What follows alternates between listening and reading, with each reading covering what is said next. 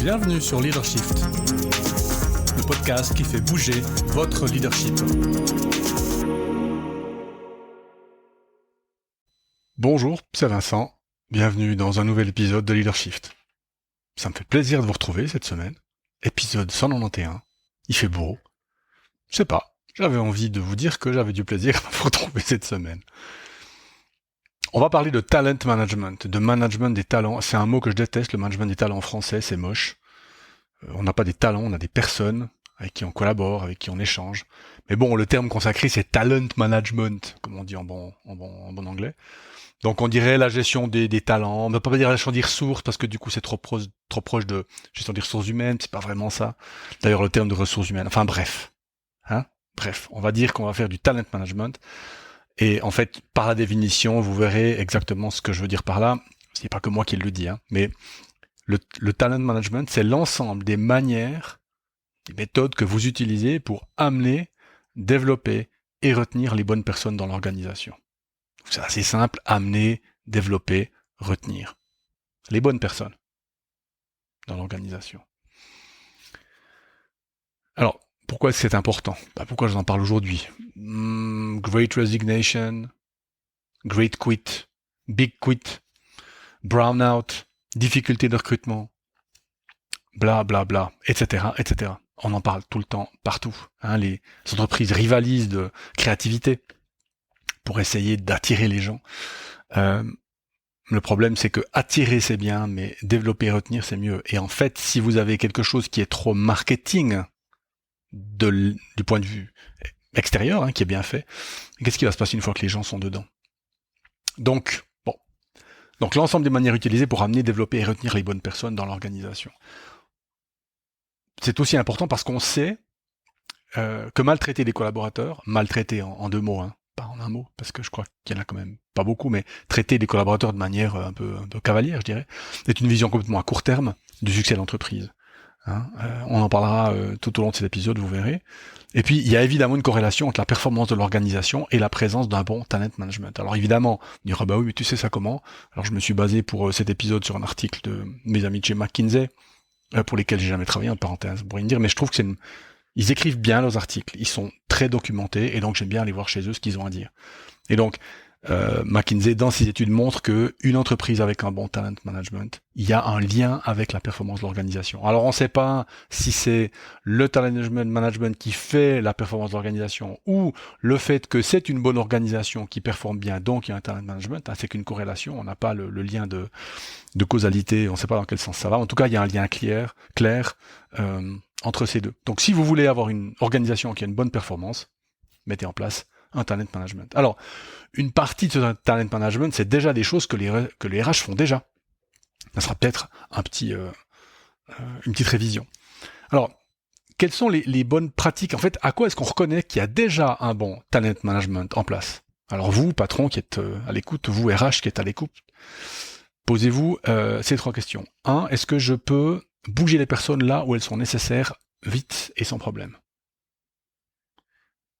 Notez l'importance de vite et sans problème, parce que bouger les gens, ça vous pouvez le faire, vous avez le droit, c'est un contrat de travail, vous pouvez dire demain je travaille là, quoique on devrait certainement changer le contrat de travail et la personne devrait certainement le re-signer. Mais donc, est-ce que je peux bouger les personnes là où elles sont nécessaires dans mon entreprise ? 1. 2. Est-ce que les RH sont capables de créer une bonne expérience collab ? On verra après exactement les détails. Et puis 3, est-ce que les RH ont une bonne capacité stratégique ? Point d'exclamation, parce que qu'est-ce que ça a à voir avec le bon talent management. On le verra, le talent management demande des capacités opérationnelles, projets extrêmement concrètes, mais aussi une bonne capacité à convaincre les collègues de la direction et la directrice ou le directeur que le talent management est une activité RH absolument essentielle. Alors, donc 3 marqueurs d'un bon talent management: capacité à bouger les personnes, capacité des RH à créer une bonne expérience collaborateur, et puis capacité stratégique RH. Si vous manque quelque chose, voilà, documentez-vous, appelez-moi, je viendrai discuter volontiers de ça avec vous, et puis mettez-vous au travail. Talent management, on va voir ça avec un certain nombre de dossiers hein, qui, vous verrez, font finalement une bonne feuille de route pour une personne DRH qui commence dans une nouvelle entreprise. Qu'est-ce qu'il y a à regarder? Alors, donc les activités du talent management, il y en a 5. Trouver et recruter les bonnes personnes, sans surprise. Apprendre. Mesurer et récompenser la performance. Personnaliser l'expérience collaborateur-collaboratrice. Et puis optimiser le planning et la gestion des ressources. Donc 5, on va évidemment les voir les 5 dans l'ordre. Alors, trouver et recruter les bonnes personnes. Alors bon, je vais pas vous parler de recettes parce que j'en connais pas. Par contre, je vais vous donner quelques éléments de réflexion. Première chose, concentrez-vous sur le petit pourcentage de collaborateurs qui génèrent la majorité de la valeur. C'est-à-dire que votre recrutement doit se focaliser sur trouver vraiment... Vous mettez beaucoup plus d'efforts dans les postes critiques, les collaborateurs qui génèrent beaucoup de valeur, que dans n'importe quel autre poste. Hein, si vous êtes une entreprise de production et que vous avez un chef de projet industrialisation et 40 employés de production, ben oui, malheureusement, vous allez mettre beaucoup plus d'efforts et de soins à recruter le chef de projet industrialisation ou la chef de projet industrialisation que les collaborateurs de production. C'est pas que vous allez moins vous occuper des opérateurs de production, mais disons, normalement, ce sont des profils qui sont un tout petit peu plus faciles à trouver, et donc vous allez mettre plus d'efforts dans les 5% de collaborateurs qui génèrent beaucoup de la valeur. Alors, l'Employee Value Proposition, hein, EVP, est une bonne idée, mais il vaut mieux faire ce qu'on dit que le contraire. Ça veut dire que oui, développer un bon marketing vis-à-vis de l'extérieur, ça va vous amener des dossiers à court terme, donc ça va calmer le directeur de production qui vous assiège dans votre bureau, mais franchement, il vaut mieux faire le travail à moyen terme, donc le travail plutôt souterrain. Pourquoi est-ce que les personnes partent de chez vous ? Puisque si vous devez recruter, c'est peut-être pas seulement qu'il y a de la croissance, mais aussi pourquoi est-ce qu'elles partent. Et là, on connaît en fait les raisons, mais on peut les valider dans votre contexte à vous. Hein. Souvent, la numéro 1, c'est un mauvais leadership. Ou pas de leadership du tout. Deuxième raison, exigence irréaliste de performance. Mettre trop la pression sur les gens, ils partent. Et puis le troisième, pas de perspective de carrière, et pas que pour les jeunes, pour tous les collaborateurs et collaboratrices. Autre chose, pour recruter les bonnes personnes, payer suffit plus. Il y a quelques années, on pouvait simplement augmenter les salaires, dire tiens, on va y mettre 10 plaques sur la table de plus. Ce n'est absolument pas un facteur aujourd'hui. Payer vous permet de jouer avec les autres. C'est-à-dire que si vous êtes trop bas, les gens viennent même plus. Hein. Ils font le premier entretien, ils demandent le salaire et ils disent attends, vous foutez de moi, hein, je vais pas venir bosser pour si peu. Donc payer permet de jouer avec les autres. Une fois que vous avez payé, vous entrez dans l'arène et maintenant, vous allez vraiment devoir être en compétition avec d'autres facteurs. Comment recruter ? Eh bien, écoutez les bonnes personnes dans l'organisation. Qu'est-ce qu'il faut comme type de personne ? Qu'est-ce qu'il faut comme type de personnalité ? Hein ? Faites participer les collaborateurs et les collaboratrices au recrutement. Comment trouver d'autres personnes à recruter ? Simplement, vous le faites déjà pour la plupart, ouvrir le recrutement aux personnes non traditionnelles. Les étudiants, les temporaires, les temps partiels, les chômeurs longue durée, les personnes du marché secondaire du travail, les mamans ou les papas, mais plus souvent les mamans qui cherchent un job après un arrêt prolongé de travail. Il faut aller chercher là. Pourquoi ? Pas parce qu'on est désespéré, parce que dans ces gens-là, il y a des gens qui peuvent être brillants dans certains postes, qui peuvent tout à fait coller avec quelque chose dont vous avez besoin. Hein. Je pense qu'il y a beaucoup de potentiel dans ces marchés du travail-là, qui sont souvent peu ou pas utilisés. Voilà pour recruter. Donc quelques idées, quelque chose à réfléchir pour vous. Faites un workshop peut-être avec quelques collègues, voir si vous arrivez à trouver d'autres idées. Apprendre. Alors pourquoi apprendre dans le talent management ? Simplement parce que la gestion des talents, la gestion des personnes, le développement des personnes en interne passe par l'apprentissage. Alors évidemment, le premier qui est cité par McKinsey, c'est pas moi, hein. C'est la formation. Oui, si vous avez besoin de formation technique, alors pas, mais formation leadership management, Coepta est à votre disposition, évidemment. Mais la formation, c'est clair que c'est une manière de développer. Mais c'est de loin pas la seule. Par exemple, poser des objectifs de développement personnel, pas des objectifs techniques, des objectifs de chiffres, des objectifs de vendre plus, faire mieux, etc. Mais des objectifs de développement personnel. Développer, aider les gens à se développer, à se découvrir, à mieux être qui ils sont ou qui peuvent être. Ça peut être très intéressant. Il y a des boîtes qui font du 3 x 3 x 3. 3 objectifs revus 3 fois par an avec 3 autres personnes en soutien. Intéressant, 3 autres personnes en soutien. Manager, collaborateur, plus 3 personnes ou 2 personnes. Et on discute ensemble. C'est une espèce de 360 live. Ça peut être pas mal. Ne développez pas que les compétences techniques. Développez les compétences émotionnelles et sociales de vos collaborateurs et de vos collaboratrices à tous les niveaux. Vous savez comme les conflits sont destructeurs, donc ayez en interne un programme de développement des compétences émotionnelles et sociales. Développer la sécurité psychologique, ça permet la prise de risque, ça permet d'amener une culture de l'erreur avec laquelle on peut apprendre. Et donc, développer cette sécurité psychologique est extrêmement important pour permettre l'apprentissage. En particulier, développer les pratiques de débriefing, super important. Apprendre qu'est-ce qui s'est passé avec l'équipe. Et puis faites aussi des cursus de formation interne. Vous allez peut-être découvrir dans vos collaborateurs, vos collaboratrices, des gens qui sont tout à fait capables, avec un petit peu d'accompagnement, de faire tout un tas de formations tout à fait intéressantes. Alors, mesurer, récompenser la performance, qui est le troisième. Peut-être ça vous faites déjà, mais disons voilà, faire du feedback, avoir un processus de revue équitable, des récompenses directement liées à la performance. Encourager le feedback entre les pairs pour améliorer la performance. Tout ça, vous le faites déjà, je passe pas trop long dessus, mais c'est une composante du talent management. C'est peut-être d'ailleurs la première que vous aurez mis en place. C'est une dynamique d'évaluation de la performance. Alors, le quatrième, peut-être, on y passe un peu plus de temps, mais pas tant que ça, parce que l'heure avance. Personnaliser l'expérience collaboratrice au collaborateur.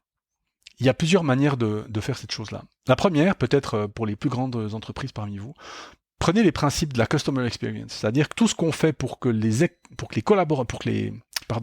clients se sentent bien et les réfléchir dans le cadre de l'employee experience. Donc c'est CX, customer experience, et EX, employee experience.